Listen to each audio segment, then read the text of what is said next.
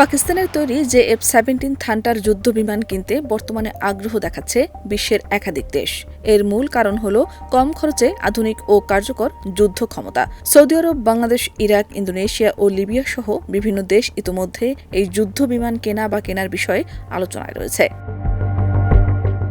পাকিস্তানের দাবি অনুযায়ী ভারতের সঙ্গে 2019 ও 2025 সালের সংঘাতে JF-17 সফলভাবে ব্যবহৃত হয়েছে। এসব ঘটনার পর আন্তর্জাতিকভাবে এই যুদ্ধ বিমানের প্রতি আগ্রহ আরও বেড়ে যায়।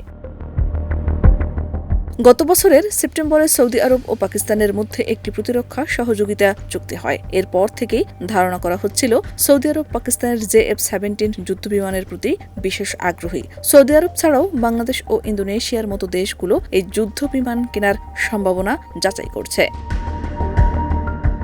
JF-17 একটি হালকা ও বহুমুখী যুদ্ধ বিমান। এটি পাকিস্তান অ্যারোনটিক্যাল কমপ্লেক্সে তৈরি হয়। বর্তমানে এর ব্লক 2 সংস্করণ সবচেয়ে বেশি ব্যবহৃত হচ্ছে, যা 4.5 প্রজন্মের যুদ্ধ বিমান হিসেবে পরিচিত। এতে আধুনিক রাডার, উন্নত এভিনিউক্স ও দূরপাল্লার ক্ষেপণাস্ত্র ব্যবহারের সুবিধা রয়েছে। আকাশযুদ্ধ ও ভূমিতে হামলা দুই কাজে এটি কার্যকর। এই যুদ্ধবিমানটির সবচেয়ে বড় আকর্ষণ এর দাম।